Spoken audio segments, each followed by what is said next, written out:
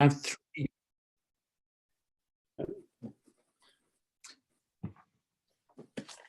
Well, we have three board members, so we have a quorum. So I'd like to start the meeting. It's 7:02 p.m. on Thursday, July the 7th.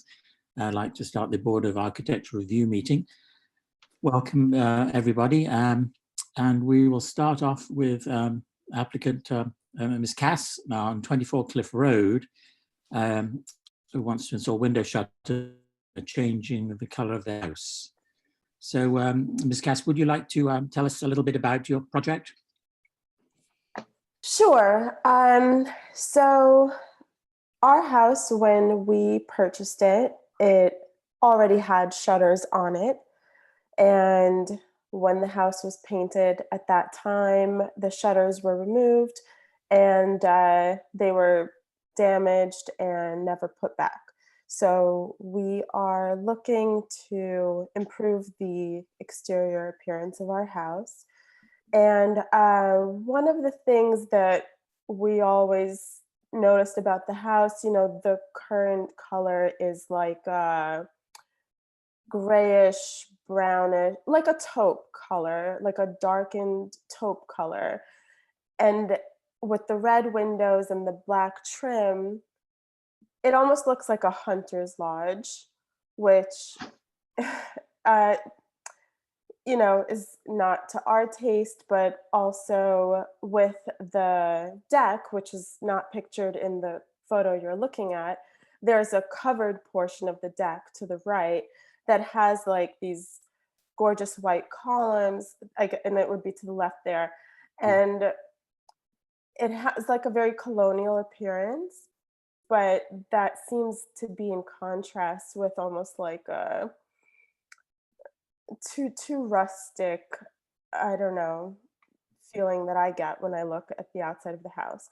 So we thought it would be nice to change the color, and we drove around the park just getting an idea of what other homes in the park look like with similar styles to ours. And we thought it would look really nice if we made it like a powder blue color and changed the trim to white, and the shutters would be put back on, and the shutters would be the color of our deck, which was the original color. It's like a slate, like a dark slate color. I think I had sent John a close-up picture of some of the boards of the deck, but those are two of the original shutters, and that's the deck right there. So yeah, hopefully we'll be able to do that, and I think it should look quite nice. You said you'd painted it before. Do you know when was that? How long ago was that? In 2017, we just wanted to freshen it up because we were doing so much to the interior that it wasn't kind of on our forefront, and we just took a sample of one of the shingles and we had it color matched, so it wasn't any change. Well, as I'm sure you're aware then and now, that painting a house is not an easy decision to make, which colors and everything. We go through this a lot here at the Board of Architecture Review. And so one of the benefits of Tuxedo Park having a Board of Architecture Review is that we can share, you know, 5 other opinions that have, you know, have been through this a lot to help give us some objective opinions on it as well to help you. So it's all, you know, we're all on the same side and want to get this, you know, get you to have the perfect color on your house. So I thought what I would start off with giving some thoughts, and then my colleagues will share some thoughts so that we can move this forward. It's a fascinating house to me. I've been to it once, I think, a long time ago. I'd forgotten about that lovely, I think it's like a demi-lune. Yes, exactly.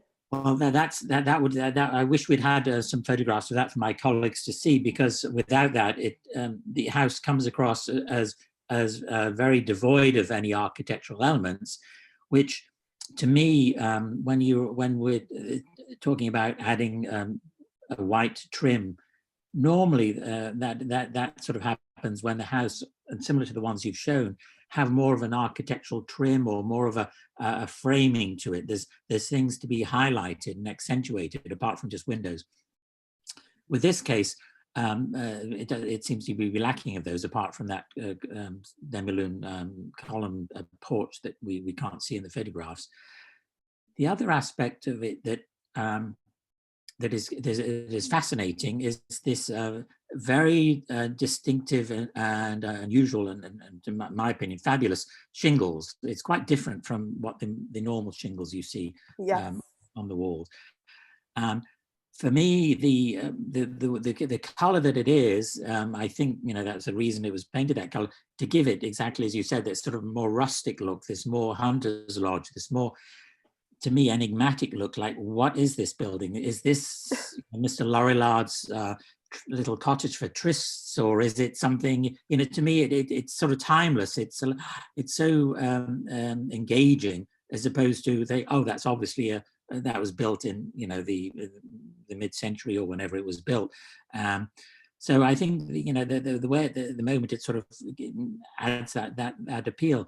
My personal opinion is that painting a fresh, bright color like that, the blue, on this very uneven shingle will accentuate this unevenness, and it will jar. It'll be, you know, two different things going on.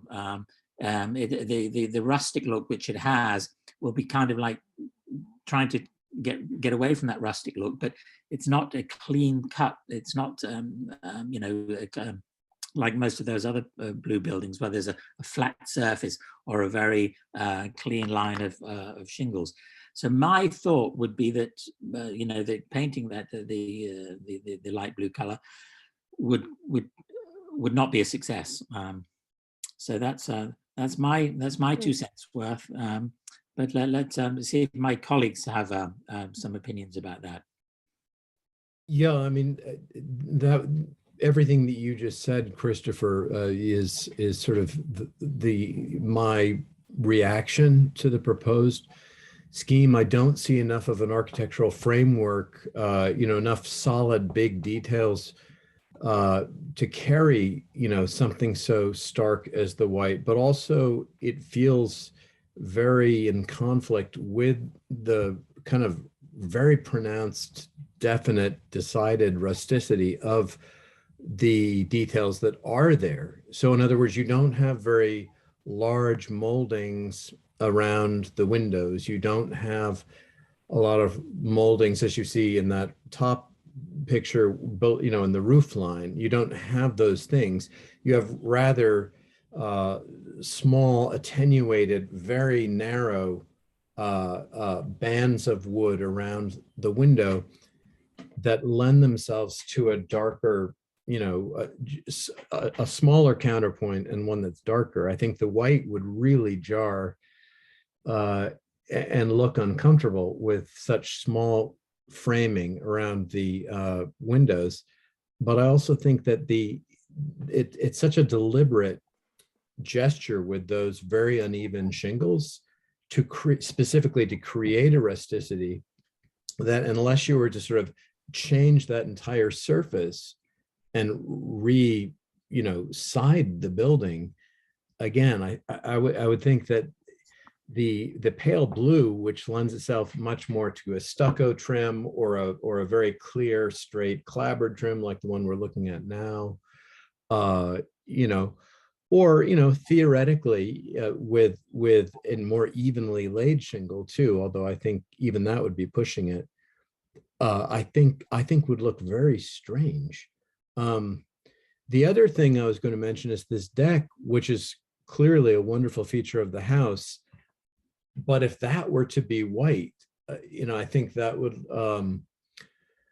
be very discordant and would sort of scream out in a way that I don't think one would want it to, even living in the house, let alone neighbors or passersby. And so that would lead to my next question, which is, where exactly is the building? How visible is it from the road to other neighbors? And also, is it in the ridgeline overlay or not? I mean, I don't know where on Cliff Road it is. If it's at a certain altitude within the park, then the code actually mandates earth tones and colors that would range from grays to browns to greens.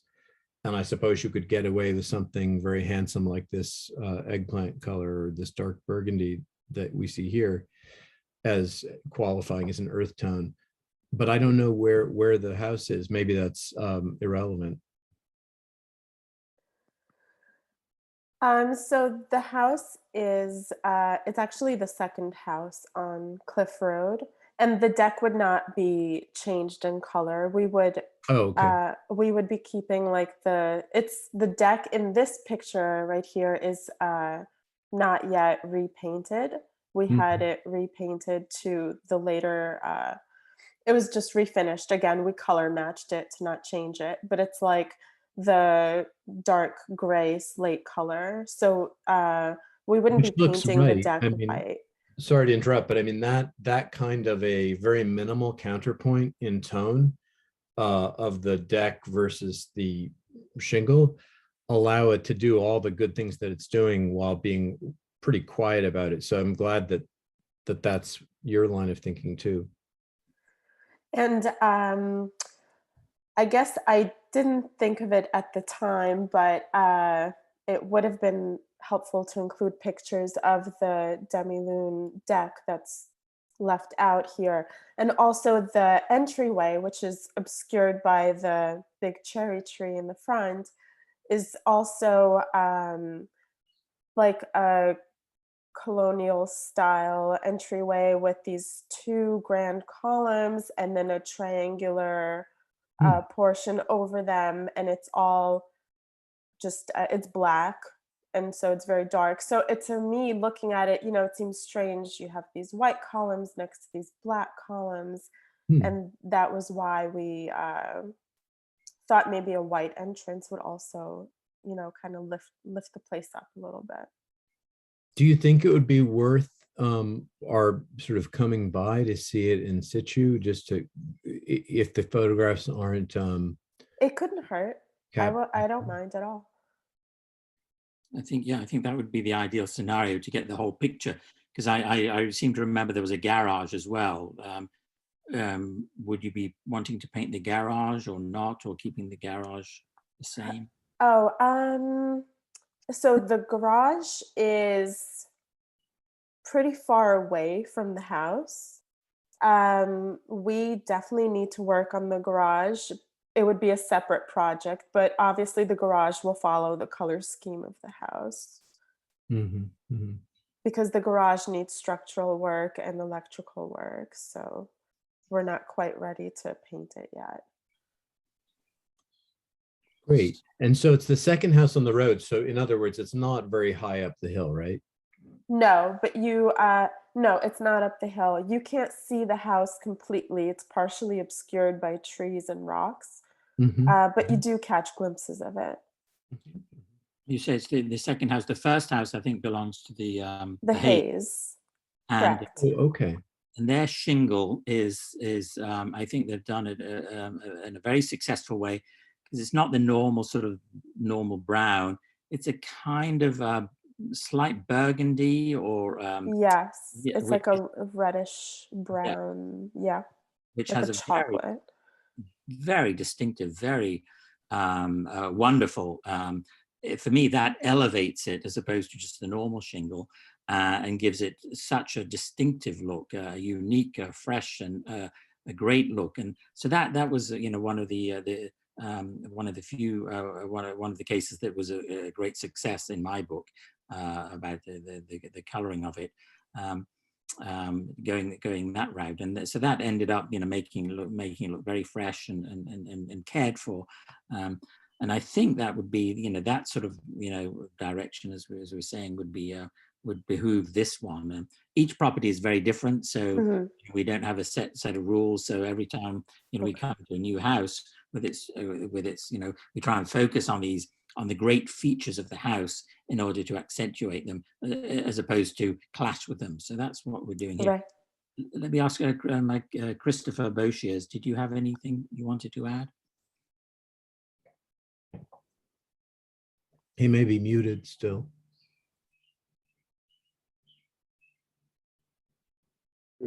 I think looking at the architecture is the thing to do on this particular case, because we can't see the details, and the description of the front entrance, for example, sounds completely different from what we're seeing here. So I think stopping by to look at it would be very helpful and generous of you if we could. So I think what I think after this meeting, so think about what direction you want to take, and then if there's any alternatives that you're happy with, and then once you've sort of decided, you know what, these are the like 2 or 3 options that you're happy with, maybe if you can do a swatch, on a piece that's not so visible, maybe. Where the shutter's going to go, so that would be covered or something, so it wouldn't stick out. That would be great, so we could actually visualize it in situ, or you could see it as well and see Sure. whether it works. So let us get back to Mr. Ledwith, and then we can schedule that. As far as the shutters are concerned, I don't think I think that would be fantastic to add the shutters back. It's because it's devoid of architectural elements. So. And if they were originally shutters there, then absolutely it makes sense to put them back. The ones you'd mentioned, they're made of wood. Is that correct? Yes. Yes. Okay. That's perfect. So I think, and they're new ones. They're not the ones that have been restored. Is that correct? Yes, we'll buy new ones. Okay. So yeah. So I think that's where we stand, so that we can. Make sure that your house is improved, and Okay. you love it, and we will love it, and we can move forward. But yes, Thank you for your input. That's given me a lot to think about. very good. Thank you so much. Thank you. And so now we're on to sorry, I forgot to mention that Sheila Trellins, the chairman, is absent tonight. So member Christopher Gow is chairing this meeting. I should have said that at the beginning. Item number 2, Ms. Harris, welcome. And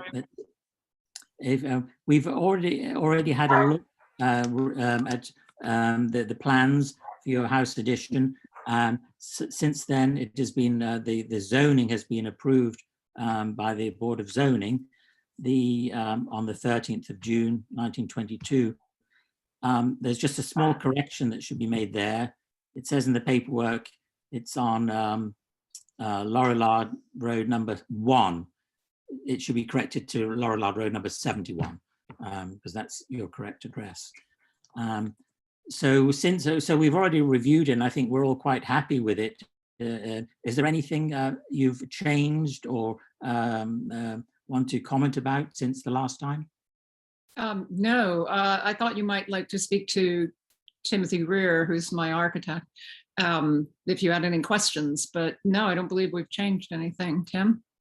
No, the only thing that we've done is on the west elevation, we've eliminated we've simplified our entrance, and we just have it going straight across underneath the gable instead of that shallow vault. We've kept the attenuated elegance of the Hollywood Regency double columns, which was suggested last time. And then those are echoed in the flat pilasters that are against the house of the same dimension. So that was responding to some comments, and everything else is the same that we presented. And so I think we're in pretty good shape there, unless someone has any questions. Well, on the plans that we have, I'm not sure. Can we screen share those? The plans that are submitted, I believe still reflect that original change from the double columns. Is that? I'll show you. Why don't we show you the elevation, and I'll do a a screen share here and bring that over. One second, Tim, let me allow you to share.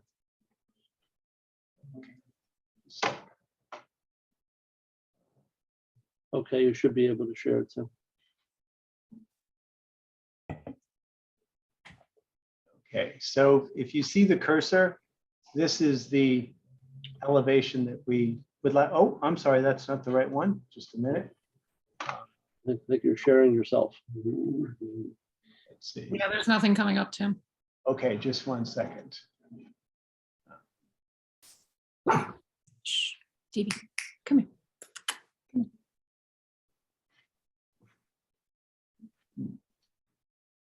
While we're doing that, I have another question about the I guess it would be the north elevation of the house, where there was a demi-lune window underneath the gable. I believe the roof is being extended a little bit to the left, so the center of the gable is being shifted over. Yes, Is the demi-lune being shifted over as well? yes, it will preserve the alignment of the demi-lune. I'm just trying to find the screen share. Didn't work, huh? So let me just try that. Sure, that window has to be replaced, but it's being copied. You know, what we're looking at is copying it completely. And then there's a 3-section window that sits above the entrance on the, I'm not very good at these east-west things, but it sits above the entrance, and that window is being copied as well. The other windows in the house will all retain, you know, the exact look that they are. Oh, here we Here go. you go. Now, I don't know if you can see this. There we go. Yes, we're getting there. Can you rotate it? Right. There. So All right. that's our west elevation. Mhm. And you can see the double pilasters, the double columns on each side, which will echo the thin double pilasters on the house. We have the flat gable here. We didn't like that sort of shallow arch there. Didn't go with the other kind of half round kind of demi-lune vents, and also the half round window on the south elevation, which you can see here. Let's see. Mhm. So this window here, Mhm. this is very elegant. It's got the full radius here. And then we have the same thing on these vents. And Mhm. then we thought that this would be a nice counterpoint to that. But this is the version with what we had last time. And then we switched these to the double columns, which we like very much.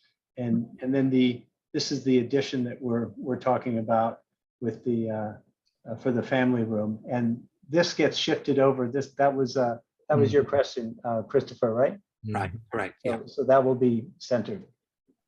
This is all very thoughtful and beautifully conceived and just right for the house, and just 100% from where I sit, an improvement.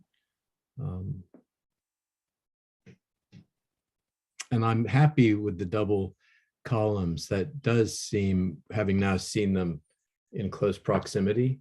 Well, actually, I think what you can't really see is that adjacent to the door, on both sides of the door, are molded pilasters. I don't know, Tim. what are Yes, exactly. And those are right behind these columns that you see in this elevation. So it's a nice Even better, yeah. way to play. Right, so they just basically echo that, and they're being redone in the exact size that the ones on the house are. So the house is just sort of, they're formed into the plaster on either side of the door, and so they're just echoed in the supports at the front. Beautiful detail. And the stone veneer, the new stone veneer, that is real stone. It's not. Yes, Right. this is real stone. It would match what's there, the same field stone, the same ashlar pattern, same joint size. And the idea is to fix some sort of settling that's there and make it all level, and then reattach the steps. So it'll look just like it was built, I think. Right now, there's been some settling that needs to be corrected. Right, it's beginning to pull away from the house, and it's sinking at the front that you're looking at. It's beginning to tilt down. Here's a question for you, just because we had a application just come up about color scheme. Are you, refresh my memory, are you retaining the color scheme or? Yes, the house is painted white. It'll be repainted white. We are looking at the shutters just because we're not completely sure that those were original. I'm still searching to see if I can find something at the Historical Society. So to see if they were original to the house or not. There's an opinion that they weren't. So There may be, I'm not sure if you're aware that in the library as well, on the second floor of the library, there's should be a file on your house as well with information about it. And then the railing, you're adding to the railing or replacing it, or? It's being taken off, reworked and put back on. It's being taken off, clean, painted, and put back on. Yeah, strip sanded and refinished and repainted. Ideal. In its existing color, which is black. So I don't have any more questions. I love what I see. And do any of my colleagues have any more questions or concerns or comments before we go to vote? No? None for me. So I've got the numbers of the sheets here that were originally, so they've been updated on May 26th, is that correct? Yes, yes. We'll resend this over if it's not all intact, but that's correct. And John, do you have this latest, Mr. Ledwith? Do you have the? I don't know if I don't have them physically. I may have them electronically, but I'd prefer if the architect would resend them tomorrow, if this is part of the approval. We will do that. Yep. We'll send the full package intact, John, so you don't have pieces with older dates and all that. Thank you. Good idea. Just send them a final set. Yeah. So I'd like to make a proposal for the Harris property at 71 Laurel Road for the addition to the house as specified on architectural drawings by Timothy Greer, A201.00, A102.00, A103.00, A101.00, modified on the 26th of May 2022, pending the delivery of these updated drawings to Building Inspector John Ledwith tomorrow, Friday. Anything missing? Do I have a second? Second. All in favor? Aye. Christopher Boshiers. Aye. So we have 3 in favor. We have a quorum. So congratulations. Yes, your project is approved. Thank you. Thank you very much. Good luck with it. It's beautiful. Absolutely. Come by and see. And now item number 3 on the agenda, Mr. Perner at 29 Lookout Stable Road, a construction of a new home. So we have, we'd love to see the updates that you've done since the last meeting, which unfortunately I missed. So I'm excited to see what the developments are, if you'd like to share them with us. I'm happy that you're here. I have my architect, and he's got some, what I believe, very dramatic presentations for you. I think you're going to love them. And I, again, like to turn it over to Roberto. Hi, everyone. Hello. All righty. So let me share my screen here.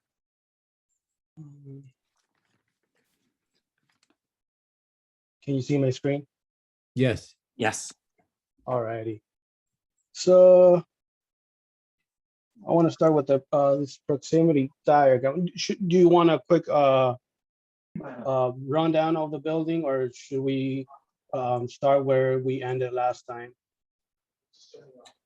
This seems like a very good place to start, just the approach to the house and the sense of privacy and the view shed. Yeah, so based on last meeting, some of the comments were that would be very noticeable to the surrounding neighbors. we did a little diagram here, kind of identifying the neighbor's property, the adjacent neighbors, and our lot and where the house will be standing. The the buffer zone that we have highlighted here, it's to the nearest neighbor. So we're just under 300 square feet. It's 297. It's not square feet. Sorry, 297 feet away from the adjacent neighbor. As you can see, it's surrounded by trees, and it's due to the height of the building and the surroundings.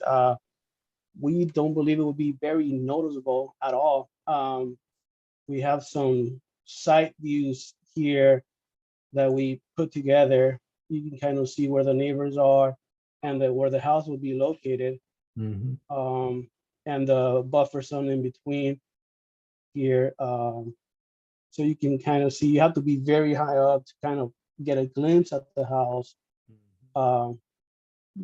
These blocks are 30 foot high. If you're at a 15 feet or even at 30 feet, it will be very hard to notice the house from all the views. You have to be very high up. I would like to share a clip here as well, so you can kind of see the whole picture. We very much appreciate you doing this, because for this project and many other projects in Tuxedo Park, to get this overall view of the house in context with the neighbors and the land is very, very important to help us make the right decision. So very much appreciate you going to the effort of sharing this. Here, here.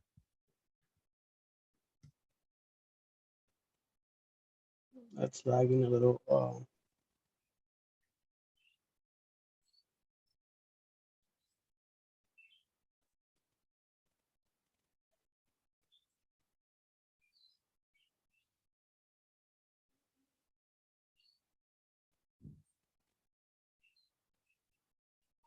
Wow, I feel like a bald eagle.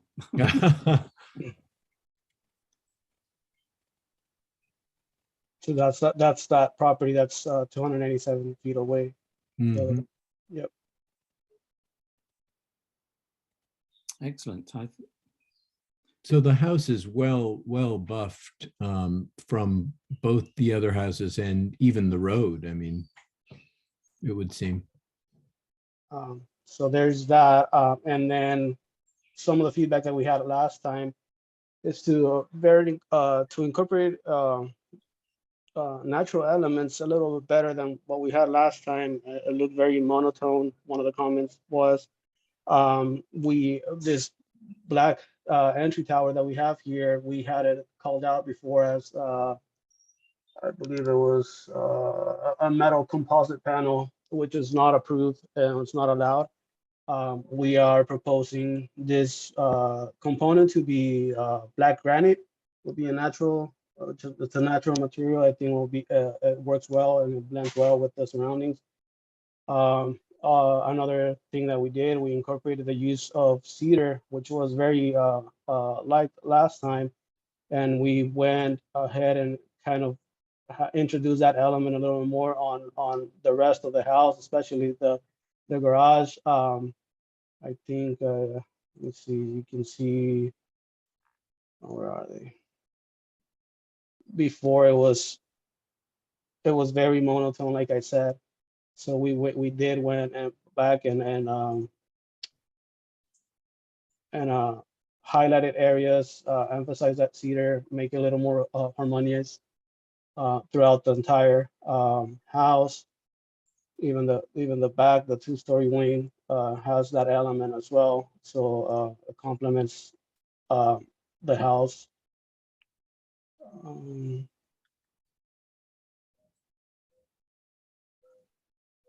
You can see the granite.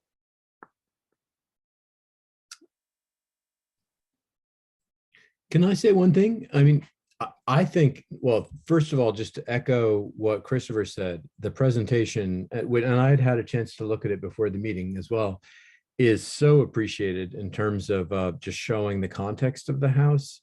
And also deeply appreciated are these gestures of other materials and that are very much responding to the conversation we had. And I think from where I sit are a wonderful improvement. Just if I could stop on one small point, there was a discussion about materials, which, you know, and I think it's important to understand that this board has 5 different members and no one member speaks for the other 4, right? And one member was taking issue with the materials that you had proposed before, specifically some of the metal detailing. And from where I sit, I think the counterpoint of materials is much more successful when you are going sort of closer to the route you'd initially had using metal for the black detailing of the sort of cube in the boxes and the you know, tall muntins separating the panes of glass. From where I sit, and I hear, I can only imagine that you were responding to that conversation when you adopted the black marble, if that's what I understood correctly, or black granite. Correct.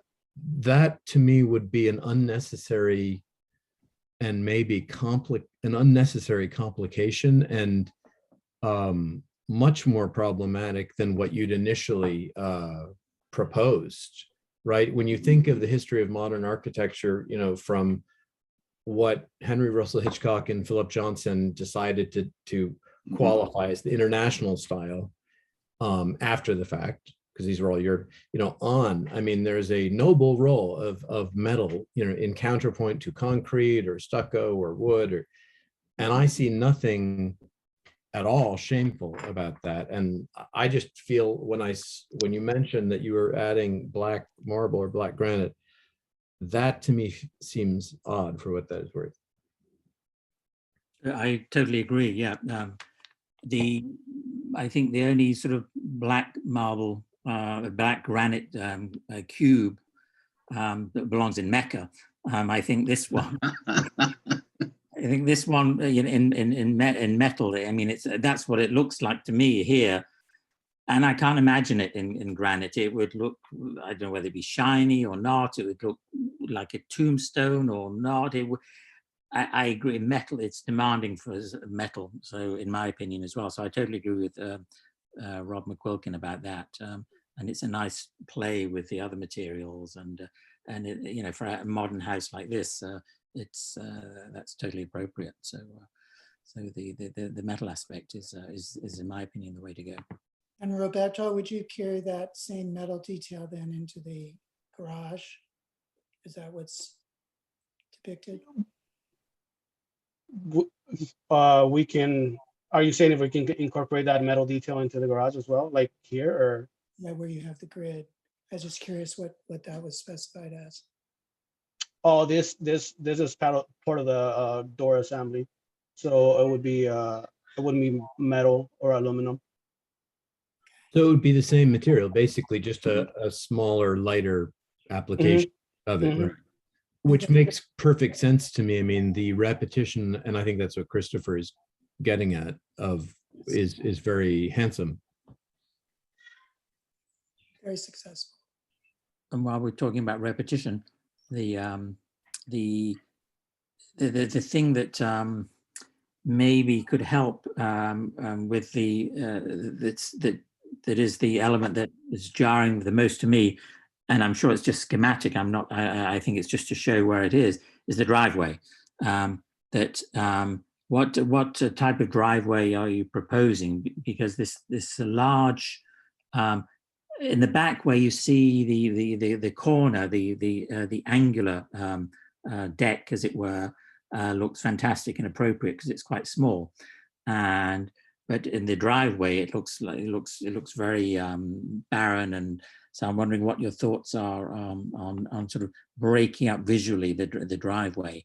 And also the other feedback we have for you is I'm not sure whether you're planning on entertaining, but with driveways, you know, most of the time you're just driving up yourself and using it and going to the garage.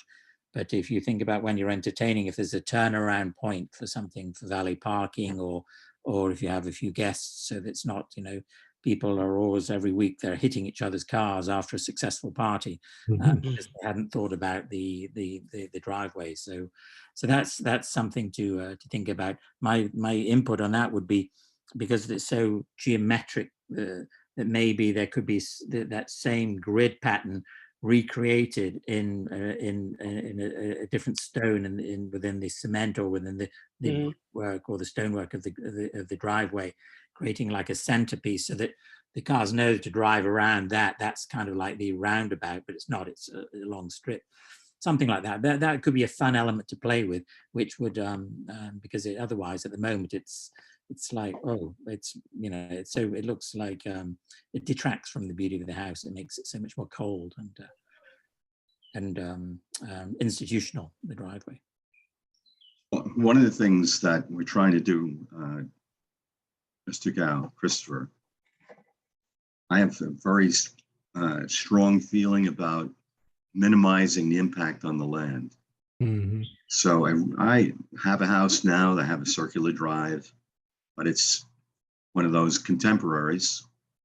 And what I'm trying to do here is have the least amount of impact on the terrain and not have big driveways. And it does look like it's a massive driveway in the drawing here, but I can assure you, we're going to be putting a minimal driveway, and people have to be careful when they're coming to the house, because I'm not going to have a big turnaround, 100 feet radius, and I'm going to destroy more trees and destroy the plants and everything else. And when we get this to the point where we're going to be restoring the land, I certainly would look forward to having you come and tell us how you did the racetrack, because I want this land to look the same way as it does today when I'm all done, with the exception of our house being there. And I said at the last meeting, and I said it at the planning board meeting, I want to take out the least number of trees as possible, and having a big expansive driveway. I'm not killing any trees to accommodate poor driving. So people come in, put their car in the garage, you pull the car out of the garage, you go down the hill. And that's primarily what we're planning on. So Mr. Perna, it may appear that there's a huge driveway, and in fact, that's just like an indeterminate space. Right, exactly. I see. It's the perspective of that particular drawing that makes the driveway look enormous. So some of what you currently see as a driveway, in fact, probably would be some form of ground cover or something, or maybe not. Is that accurate? You're on mute. Jack, you're muted. Yeah, okay. Yes, that's absolutely the case. Oh, okay. And in reference to the color of the material, we're going to be putting, we're going to try to have material that looks the same color of the granite outcrops. Oh, wow. So we're going to try to get material. Sorry to interrupt, but you mean for the macadam, it would be a grayish rather than a black, sort of bright black macadam. I'm not planning on macadam. What's is it crushed gravel or? Oh, great. Exactly. That's Beautiful. what I want to do. And I Love want it. to be able to get material that's locally sourced, that's going to be similar to the chemical makeup of the granite that's there. Well, how great. And then you've got natural percolation. I'm sure, I just remembered that you teach ecology, so. Yes. So I don't want to have a lot of impervious Right. areas where, for example, one of the reasons why we have our deck on top of a roof is because we don't want to have it on the ground where it's going to detract from the natural environment. I'd rather be looking at the natural environment from the patio than destroying the natural environment by building the patio there. Yeah. So, You'll be at warbler height. yeah. Oh, So that's really the goal. That's commendable. That's great to hear. I mean, and talking about there's the other roofs. Well, I think one has solar panel. Right. One roof is going to be used for yourselves. The other roof on the left there, is that going to be just a flat roof, or are you going to do a green roof at all, or? I haven't really decided about, I don't know too much about green roof and about if how you would maintain it would be a problem, I think, getting up there too. Mhm. It's great to have it. I know that there's another house, another modern house that has that on it.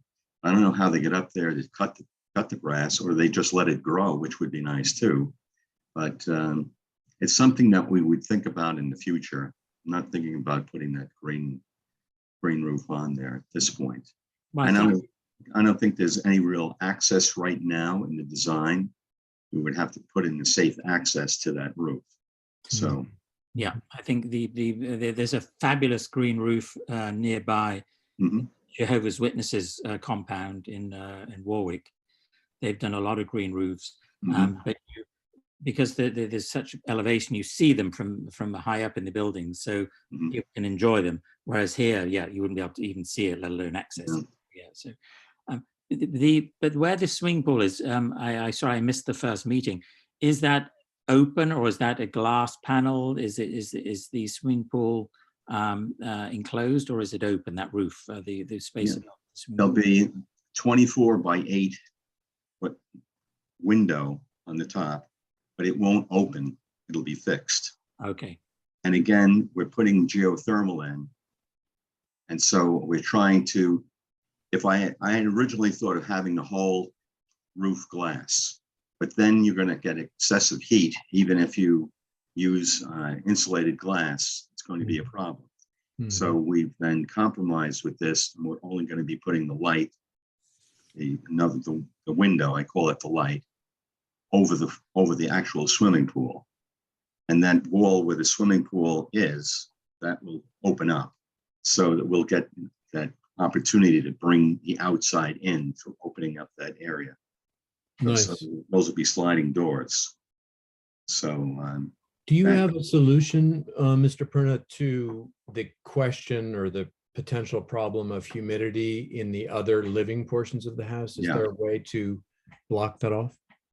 well, this room is really isolated from the rest of the house. Mhm. And so it'll have its own built-in dehumidifier.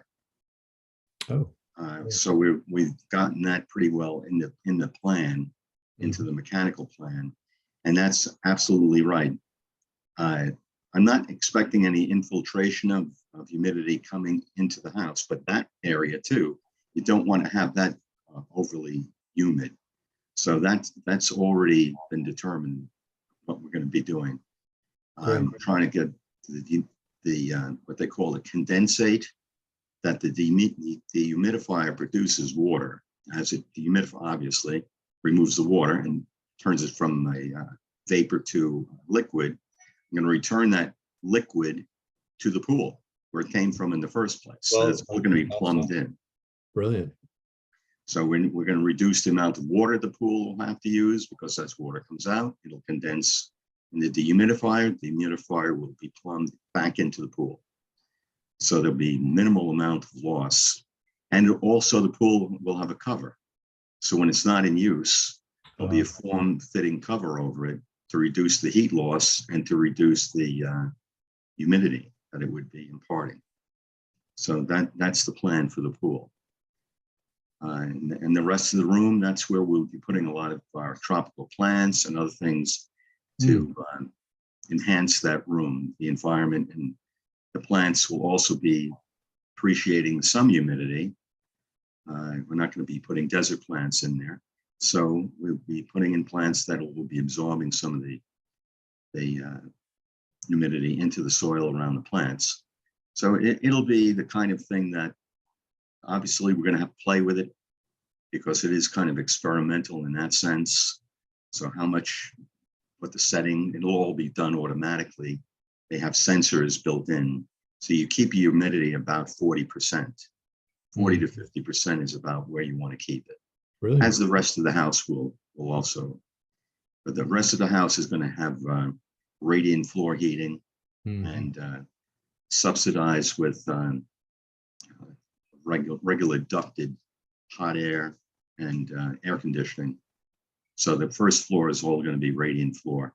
And that again, the radiant floor fits very well with the geothermal system because you're talking about very low temperature rises that are required for that radiant floor. You're not heating up a big boiler to 220 degrees.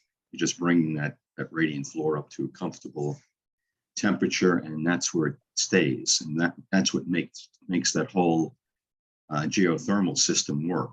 The fact that you have that slab, and the slab will have all the radiant heat built into it, and that will be radiating nice, consistent heat right under your feet. And the second floor will have, again, using the same unit, they have has 5 different functions. It'll produce the air conditioning and the heat for the second floor. Forgive me That's if a couple of questions I have, they may have already been answered in the first meeting that I missed. For the geothermal heating, how deep are you going to have to excavate? It's not, well, you're drilling down, there's going to be 6 wells. And they drill straight down into the ground. They're not going to be horizontal, they're vertical. And it takes a minimal amount of space to be able to do that. So again, getting back to that, conserving the landscaping, we're not going to be punching holes all over the place to do this. So those 6 drillings, I think there will be 200 feet each, and there'll be 6 of them, and that's sufficient to run that system. I'm a bit naive about these things. They obviously have experienced with going through rock because there's so much rock there, so that they know. You can go through rock with it. It just costs more money. Right. So because you're paying the driller by the hour, and so the longer it takes them, they're not concerned about. They go through rock all the time, but you got to pay them that extra. It really depends on how lucky you are not to be hitting that much rock, but we will hit rock. There's no doubt in my mind. You go to 200 feet, you're going to hit rock. No way. That's my concern, that it's, you're going to hit rock very quickly. So, but they're used to it. Okay. And their equipment, they have these incredible drills now that go right through the rock. It's not only spinning around, but it's also like one of those hammer drills that you've heard about. And it just pounds the ground, and I think it's like 10,000 RPM. It actually liquefies the ground as it goes through it. Wow. It's just an amazing drill.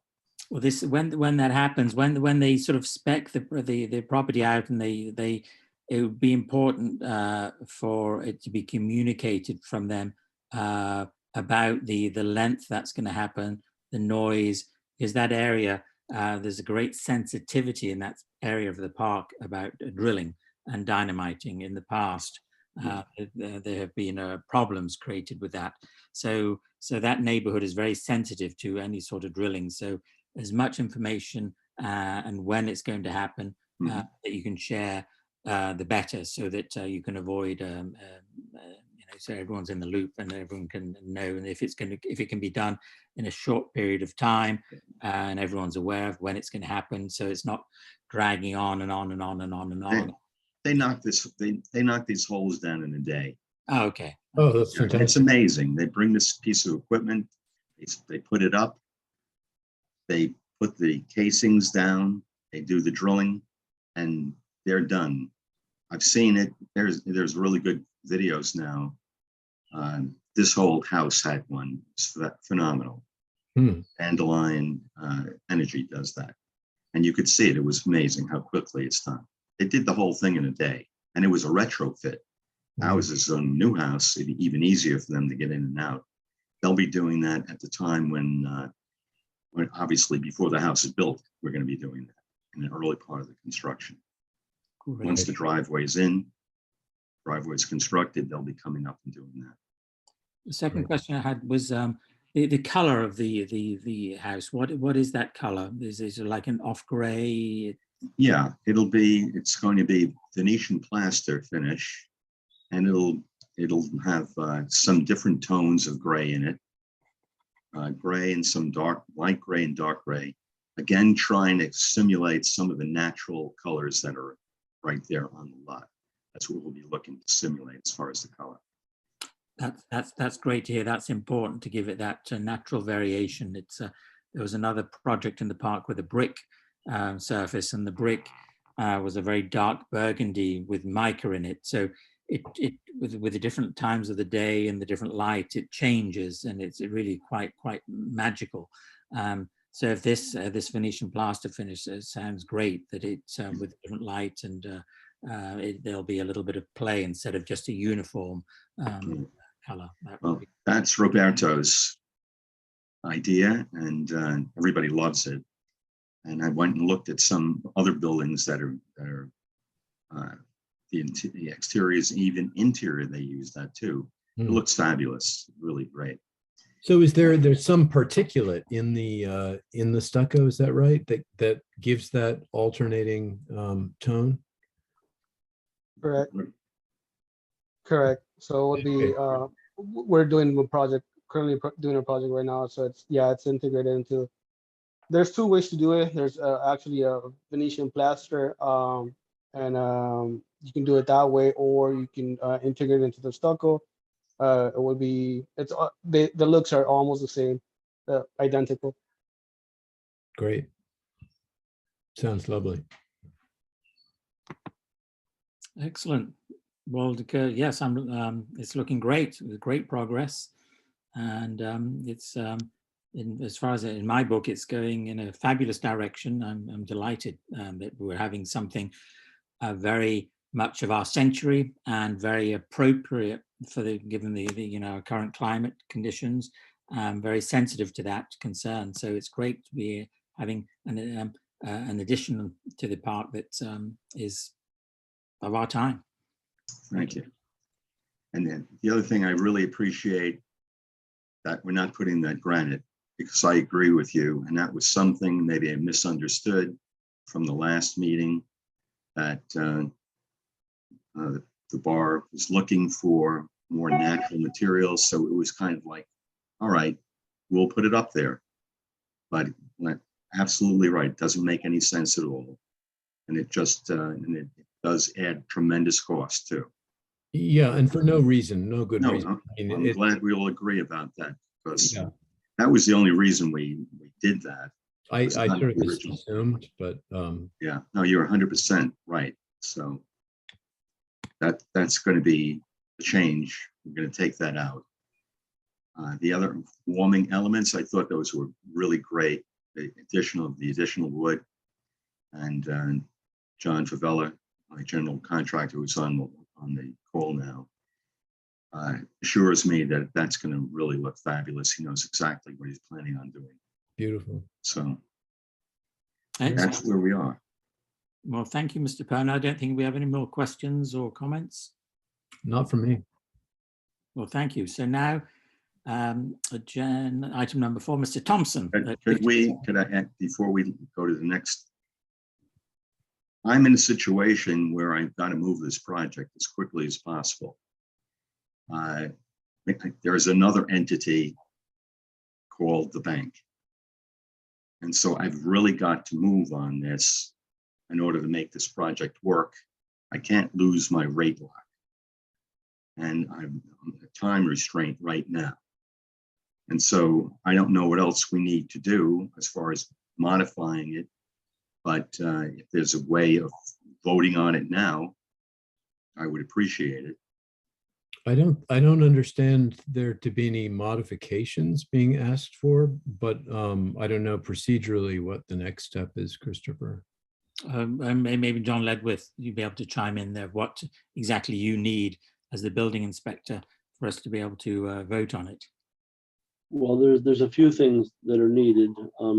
First of all, the planning board has to develop the maximum buildable envelope. And then Mr. Perna's plans have to comply with that maximum buildable envelope.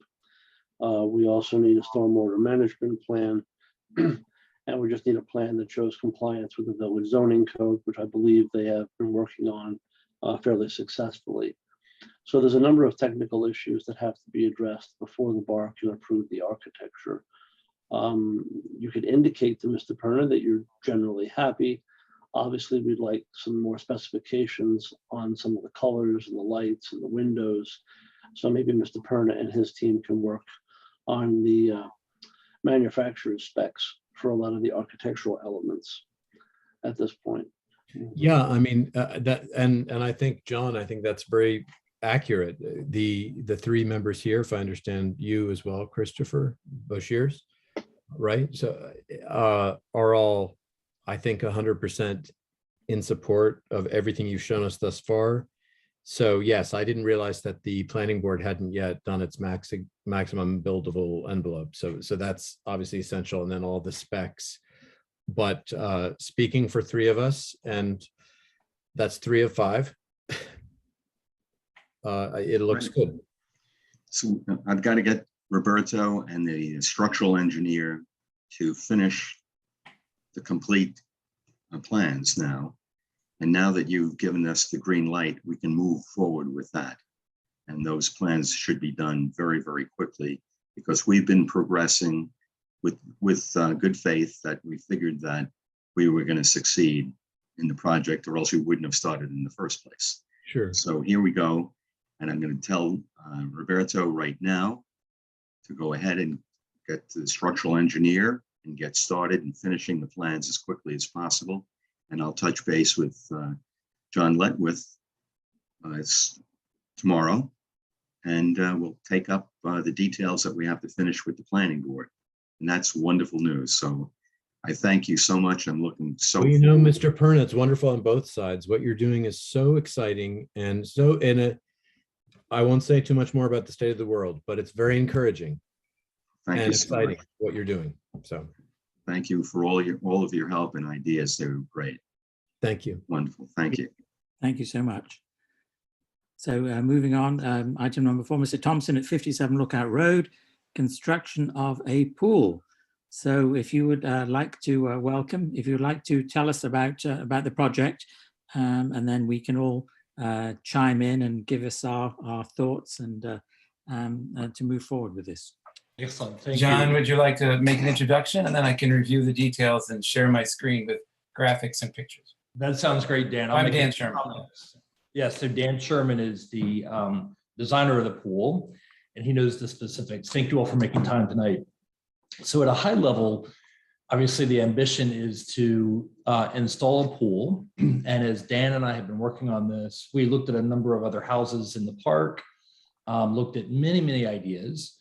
I would say at a macro level, the objective is to do something that's fairly straightforward, and I'm going to use the word simple only from the perspective of not trying to distract from other things. So there is no lazy 8 river or slides, but truly a water feature that can also be used as a pool, and then decking around that pool.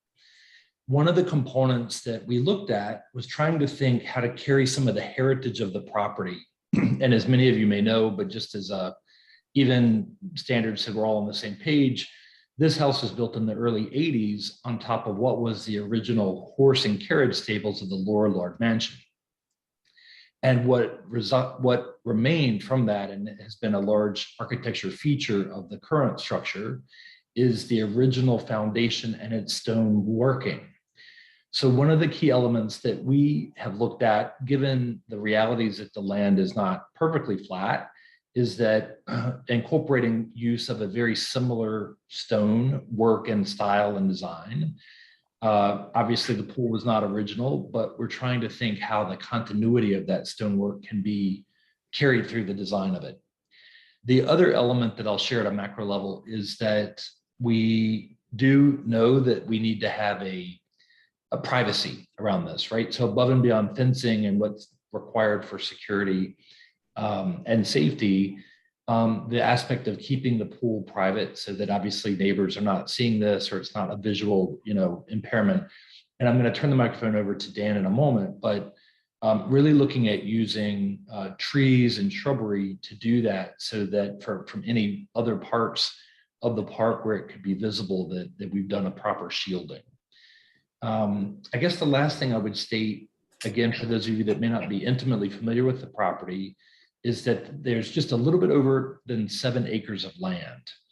And this part of the land that we're looking to improve goes into what I would call a field of sorts. And we do see the structure of the pool being an entryway or vista. And you'll see this in the plan in a moment, where once this pool has been established, it will be a place from which the rest of the field is visible. And our plan right now showcases what we would do with the pool and to make that compliant. But the idea of then being able to cantilever and improve the land from a, again, landscaping, et cetera, point of view would be the aspiration. So, Mr. Dan Sherman, let me turn the microphone and screen to you and you can walk through the detail. All right, I think I'm unmuted. I think it'd be best if I shared the screen and then I can show the overall site plan, the close-up site plan, and some site pictures. Am I there? Okay.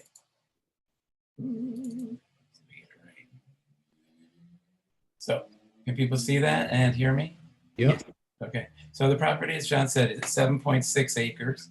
And the driveway comes down, oh no, it's not really shown here. The driveway comes down from Lookout Road and wiggles around and enters into the courtyard that's in front of the house. And there's the old stone wall is here. The next plan will show that in more detail.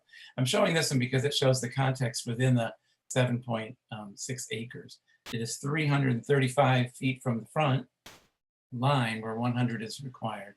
It's 135 from the rear where 75 is needed. And so it's more than ample for the setbacks. Let me skip to the next one. And the view renderings and the site photos, you know, will be illustrative to see. But the courtyard in front of the house is down here at the lower part of the drawing. And the end of the old stone wall is right there. We're making some new stone walls to create a level terrace in what is right now kind of a meadowy field, as John said. There's no trees that need to be removed.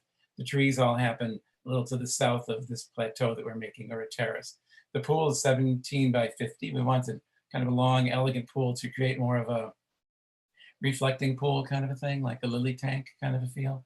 And it's in a terrace that's about 50 by 80. And I will minimize that and show you, oh, what did I do? That's okay. All right, let me get rid of this. So I'm going to show what the site looks like now. There's the house on top of the old barn foundation, this stone wall that continues around, and there's a lot of stone, but the house itself, John said, is made in the 80s. It's sort of a contemporary modern house. And so there's this not flat, but essentially slightly sloping area where we're going to place the pool. Right now, it's just a grass lawn. Let me find the next one. I think this picture just looks a little further over. Now, this is looking more from the back. John, jump in if you want to, but this is the old foundation of the barn and the look of the stone wall. So the pool is above this. You wouldn't see the pool from here, but it's down. This is down below, and then it turns into the woodland. I'm not sure why I made that. This, again, the pool here is right to the right of this beginning of the meadow up above, and we'll continue the look of that stone wall. And the lower terrace walls will probably be this rougher stone because no one will see them, and there already is this element on the site of a more rustic boulder wall. That will be the look of the wall that wraps around the lower part of the terrace. And right now there's air conditioning in this location and a door into an underspace that will make this underspace, which is unfinished right now, into kind of a cabana or storage kind of thing. No, that's not going to be a cabana anymore. It was too difficult to get down there. That would be storage. But well, the pool filter will be hidden down in this area, and I'll screen it out with hollies and evergreens and things. And the last picture, oh, sorry about that. I'm all over the place here. Is this picture looks from the street. This is up from Lookout Road, and the driveway, that's there, John's driveway meandering down arriving into the courtyard in front of the house.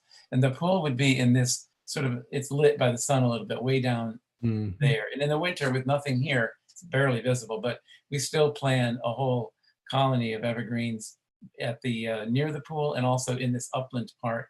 We'll put in some natural looking white pine so that it just looks like it's always been there, but you would never be able to see down in there. So let me show you now the look of it.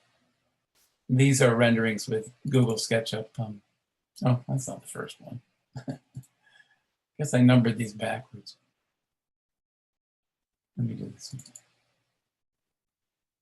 So this hedge at the bottom of the picture is the separation between the motor court, or the parking courtyard in front of the house. There'd be a fence, and then you'd step down. And part of that stone wall is existing, but we'd need to enhance it to make the plateau really level, but it will look the same as the existing.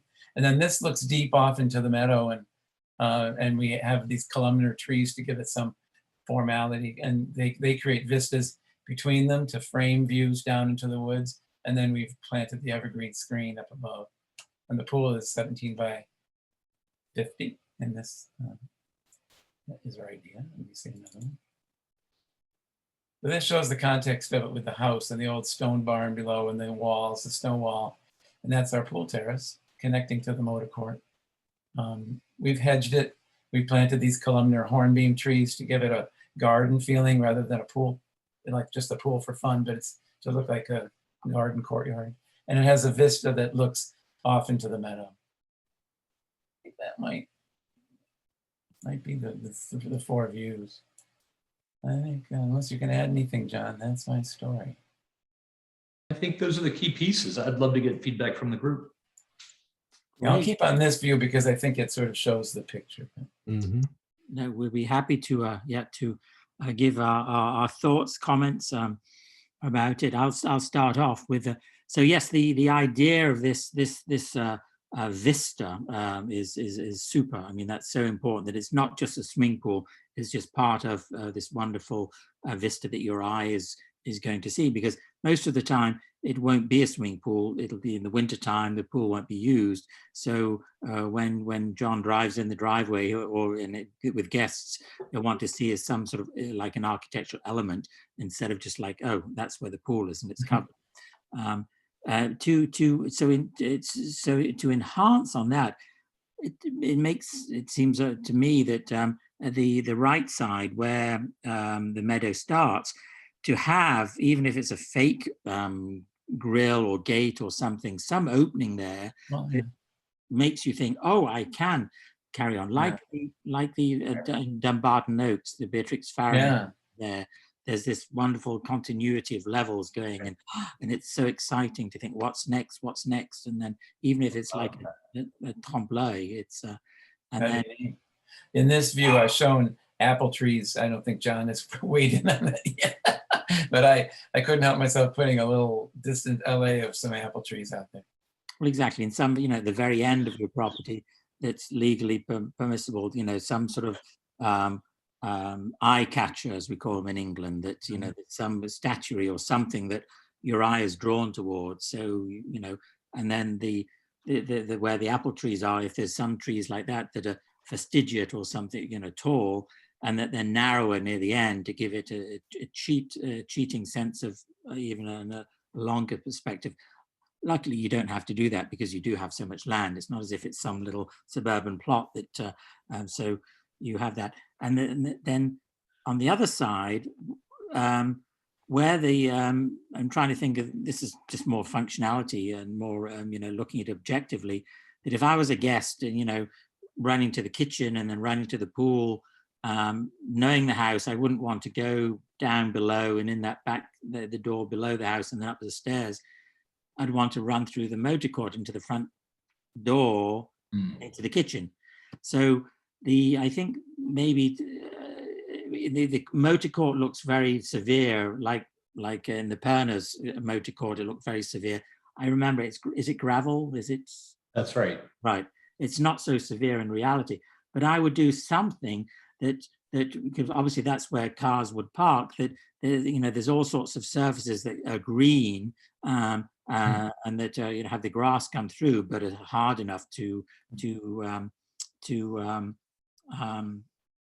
park cars, so that it's soft on the foot as well. So you could run barefoot across it as opposed to on hot gravel. It'd be like a beautiful oasis pool, and then inferno, and then into the house. So it's, you know, so I would, and then also maybe opening that up a little bit, that gap, that gate there, so that you don't just get a small little narrow view of it. You get a little bit more of a, or even if the width is the same for the gate, at least the entranceway is sort of opened up a little bit. So it's like, ooh, there's something there. What is that? So it's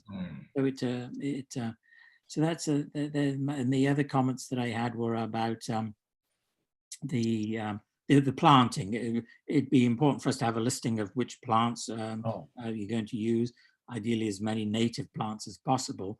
And then about the lighting, we'd need information about the lighting, the lumens, and that sort of thing, and what all the specs about the lighting and those little details. I'll turn it over to my colleagues. Yeah, I think it's a very successful plan, a good use of space. I agree with your comments, Christopher, on the view catch. Also on I think it'll be a very delicate balancing act to find something that's architecturally sympathetic with the house, as well as the older origins of the property, and that works for the pool, that will do that. You know, that what you were trying to recreate, the Dumbarton Oaks effect. It would be amazing if you could do something that somehow was sympathetic with all the different elements. You know, short of building, you know, a gigantic, you know, stone aqueduct or something. So, you know, that may or may not be feasible, but I think what you're doing right now with the columnar, you know, I assume these are European horn beams that you're using. Yeah. I think already that lends a certain gorgeous architecture that, you know, in our climate can give a little bit of an iris origo effect. And no, I think it's great. It is an interesting point. I think that the widening of the entryway to the pool is a good idea. So it doesn't look quite as so apologetic as it might look right now. There is no privacy issue there, so I'm not so sure if we need to be committed to hedging that off really at all. Because this is all private within the stone wall. So didn't mean to interrupt you, but I think the hedge looks nice because it continues the sense of enclosure in that gorgeous courtyard. And again, short of building some expensive stone wall, that's a very nice way. Were you thinking of using privet there, or what? I was thinking of more of a holly kind of thing, but we haven't really determined that. But I think for the next meeting, I do need to, so that you can review what the plantings are. Right. I mean, I think that wall, and of course it's nice because it disguises whatever fencing you, I suppose, would have to have by New York state law. So, but maybe just as Christopher was suggesting, maybe to widen it a little bit. And he does raise an interesting point about just the actual use day to day of running across the gravel and cutting your feet up. But it would be a shame to lose the big, vast, simple graveled courtyard if that's what you still have there, because it's a very special space. I've been down there with the old owners when they were there. So I don't know if there's a way around where you can maintain a sense of a gravel courtyard, that stately, simple gravel courtyard, but also attend to the softness of their feet. I bet I can think of a way. I think. But in general, my reaction as one voice out of 5 is fantastic, and this is really an exciting project. From my perspective, it's pretty darn successful. I agree with my colleagues that the perspective, the scale of the opening from the driveway, to think about how that perspective works through the end into the field, if that's sculptural or plantings. My only thing that I could add to what they said is the evergreens.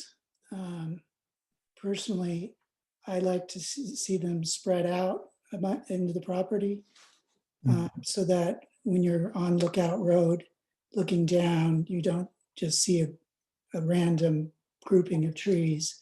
So the thought of putting them throughout the property, I think, will be more successful than a bank of them. Yeah, that'd be more natural than this, I think, yeah. I completely agree. And I think that you'd mentioned, Daniel, even planting some upslope. So very much what Christopher Boshiers is recommending. Is that accurate, that you'd Yeah. stud them all throughout? Yeah, this is the view from the street. So there's enough room and sunlight to put some things near the top.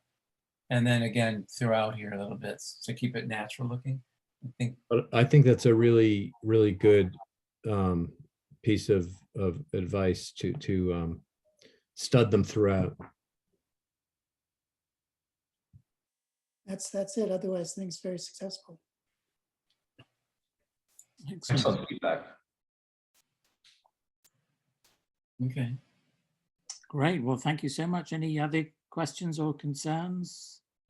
I think Daniel, no, I mean, from my side, I think Mr. Sherman and I will regroup, and I would say the suggestions to me all fit with the ideology that was in my mind, or said differently, enhancing, what we have. So I'm excited for this. I know it will take us a few weeks, so we'll go through the process of getting rescheduled once ready.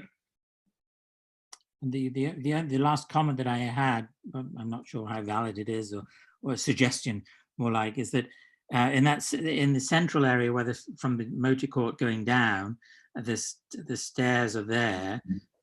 Obviously that is a vista point and you would want that open, but maybe it is just a vista point that you see and it's wider, and maybe you have the stairs more towards the other stairs, so that the access to the house isn't on the motor court, it's it's over the grass or something.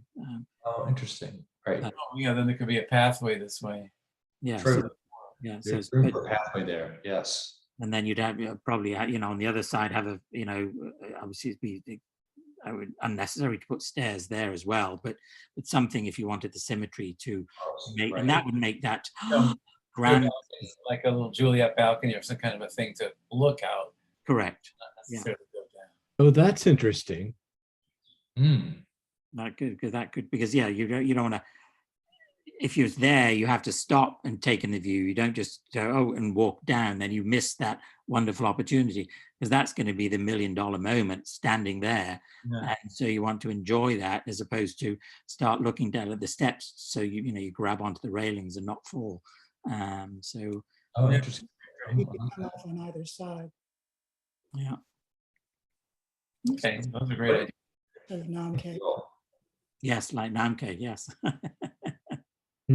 Oh, right. Yeah. Excellent. Well, thank you so much. All right. Thank you all. Thank you for your time. Thank you. Sharing. So I think that concludes the applicants. Do we have to approve the minutes from the last meeting? Yes, we do. Let me just open up the minutes here. Okay, and it looks like that was June 2nd. Yes. I'd like to make a motion to approve the minutes from the Board of Architecture review meeting on June the 2nd. Do I have a second? Second, All in favor? Hi. Well, thank you very much, ladies and gentlemen. I think that concludes our Board of Architectural review meeting of July the 7th, 2022. Okay, thank you. Thank you. You. Have a good evening. Good night. Thanks, Christopher. Okay, good night. Not at all. Okay. The meeting officially ended at 8:25.